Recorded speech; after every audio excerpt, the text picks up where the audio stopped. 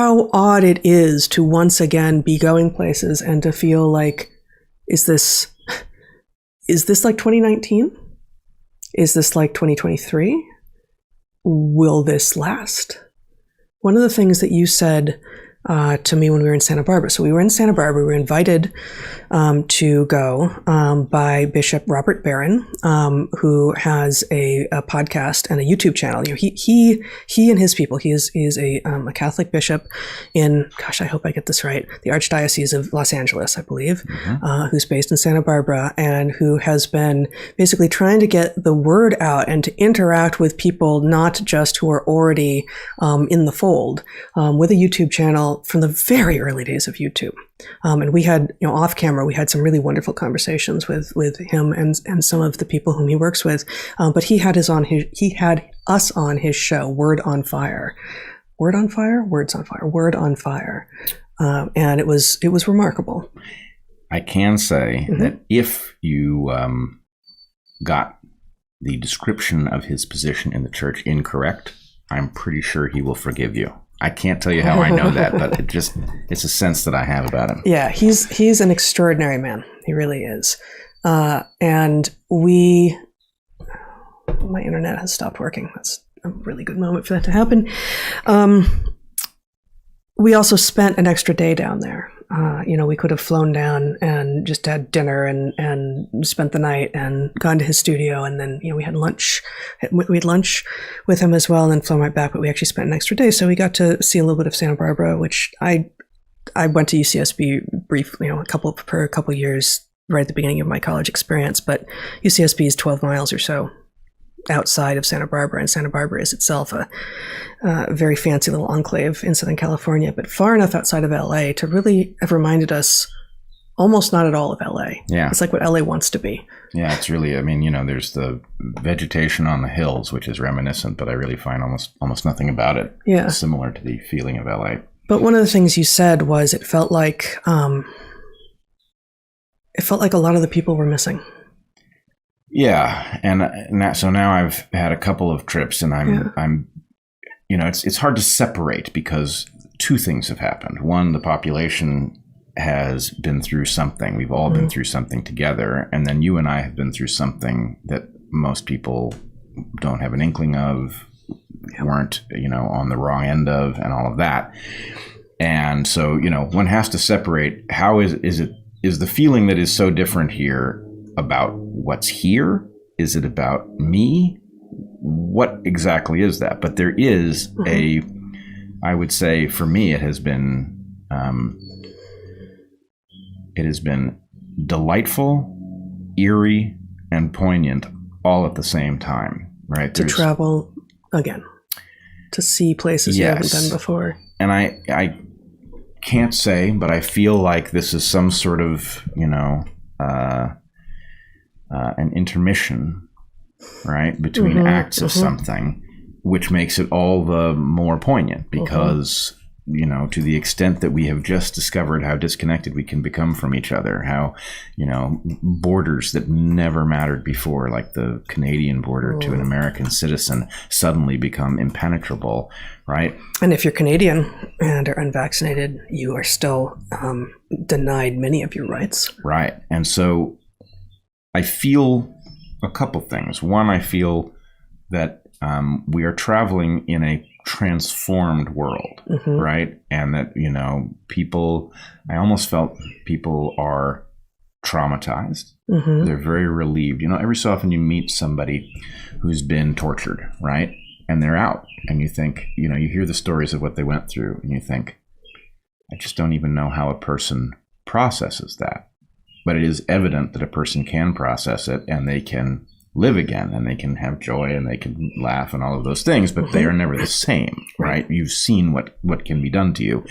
And this isn't that, obviously. We were not tortured, but we were, I think, psychologically, you know, I wish we had, you know, 40 words for gaslit the way Inuits apparently do not really for snow, but the apocryphal accounting has it that they do. Right. We need 50 words for gaslit because this isn't all the identical thing, but to the extent that we are being told that we must accept nonsense again and again on a dozen different topics and then punished if we start asking questions, that is a kind of,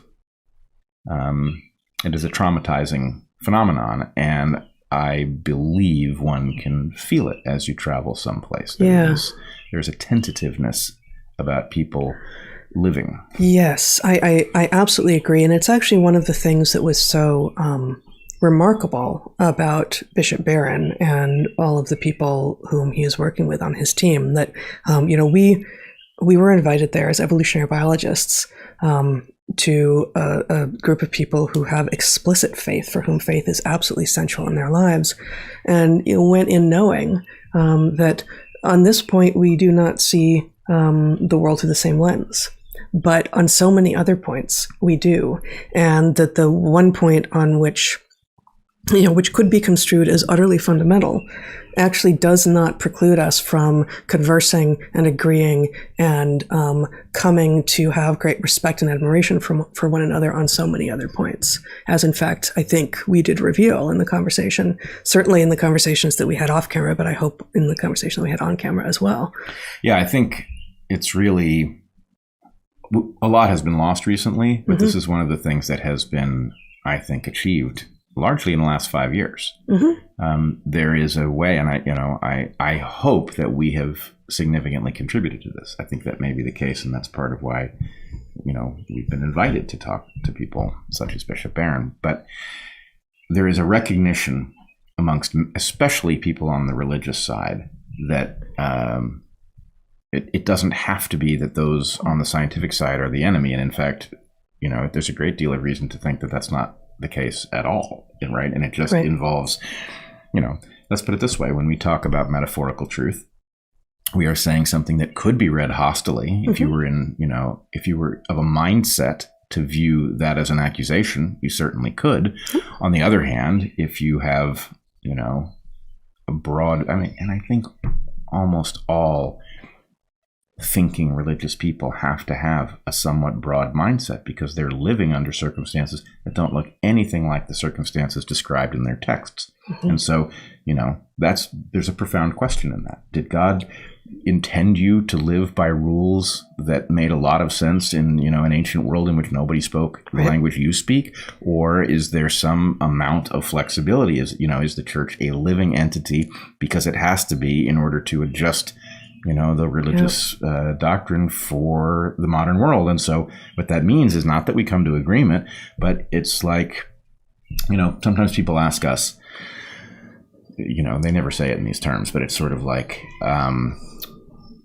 you're an evolutionary biologist. Well, then how did life begin? And it's like, well, I got to tell you, really don't know.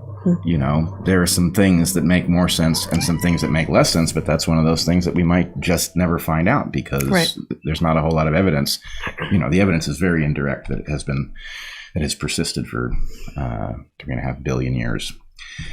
So anyway, the point is, all of us have stuff at the very edge of the thing that we care deeply about that we may, effectively have to be agnostic about, and that allows religious people and scientifically focused people to, talk about most issues without ever touching on it. Absolutely. And I think, another thing that became more clear for me, associated with both talking with Bishop Barron and the other people whom we were talking with there, and just then walking around talking with you in the aftermath of that, considering what we had heard and what we had intuited from what we heard, is that, okay, be you in a secular landscape as we are, or in a religious landscape as they are, you are likely to have in every other regard all of the same diversity of opinions and demographics. And so, for instance, part of how what happened 5 years ago this week, when Evergreen publicly blew up in a fury of misplaced outrage and absurd chaos, was about the so-called left having lost its grip on reality, in part, right? And there are those of us, and we are certainly not alone, who, since before then have been saying actually the best way to go forward into a future that is as post-racial as possible is not to keep pointing out how bad everyone is to one another based on race, right? Like that's not going to be helpful. And there are those, of course, who say that they're on the left, who say that by saying that you are demonstrating that you're not on the left yourself and that you are yourself on the right. Similarly, there will be those on the right who will say, look, if you're not, if you are arguing for anything that sounds like giving in to these people, then you're not really on the right, and maybe you're one of them. And I'm like, that's much more of a caricature of position, because I don't hear that as much, because we don't claim to be on the right, because we're not.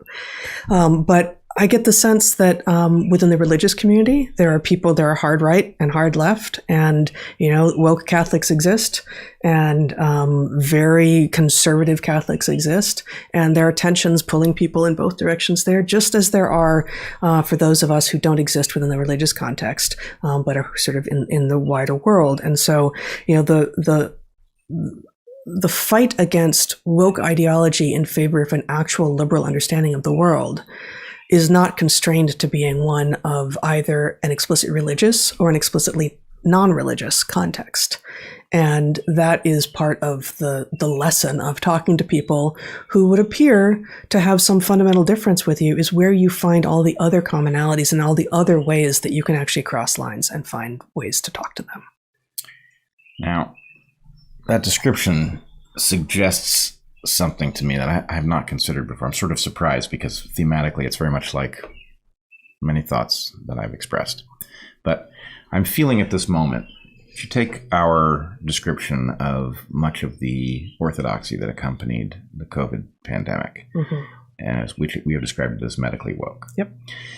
And you invoked that, actually, with Bishop Barron, I believe. Yeah. And I must say, I invoked at the conference too, and people resonate with this. For those of us who felt this, the analogy was awfully close. It's the conference that you were at in Bath, which you haven't introduced yet. Explained yet.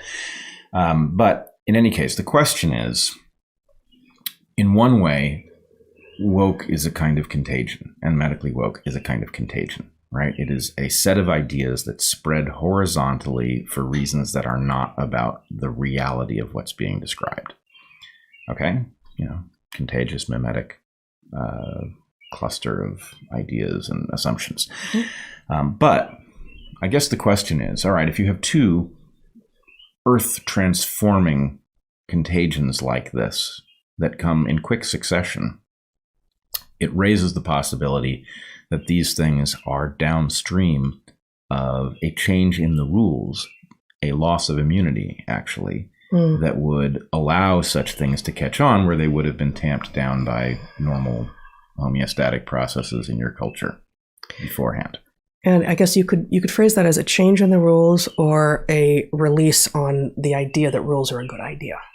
And the release on the idea that rules themselves are a good idea is sort of how a lot of the woke left is framing their preferences. No more police, no more no restrictions on people. You just got to let them do what they're going to do.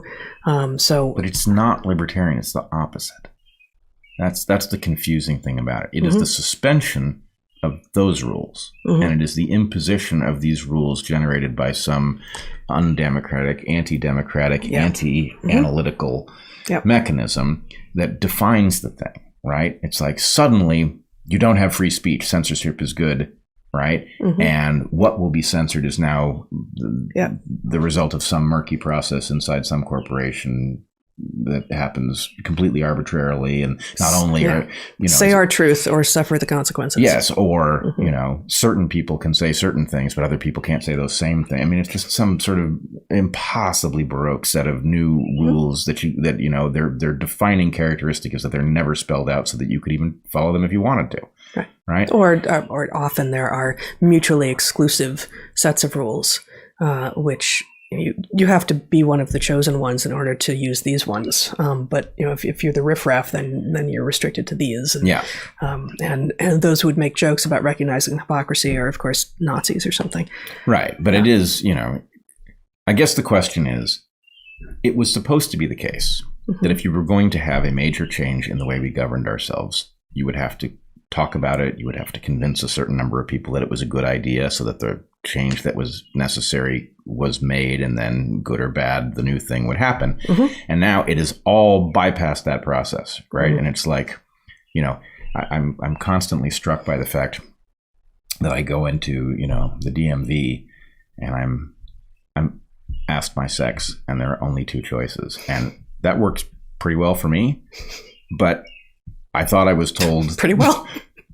Well enough. I mean, let's put it this way. You know, my answer hasn't changed in all of the years I've had a driver's license. I have noticed. Right. And my point would be that either that is a spectacular failure of the DMV to keep up on the latest science, you know, or there's some bureaucracy that's stodgy enough not to have been afflicted with this thing. I mean, I don't know what it means, but, you know, even...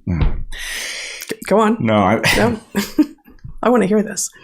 I don't know what there is to say. I guess my feeling is we're just caught in a world where, you know, somehow the DMV is not constantly beset by protesters, as you might expect based on their transgression. Yeah, whereas almost any survey that you fill out from a school, or I would think most sort of conferences, although probably not the conference you were just at, and certainly not the little conference that I was at for the University of Austin, but many such places will now offer you not the full panoply of 8,000 possible choices, but, you know, at least, you know, a few and then another. And, you know, maybe a space to fill in your explanation for what kind of other you are. You need male, female, and don't go their girlfriend. Yeah. Right? Yeah.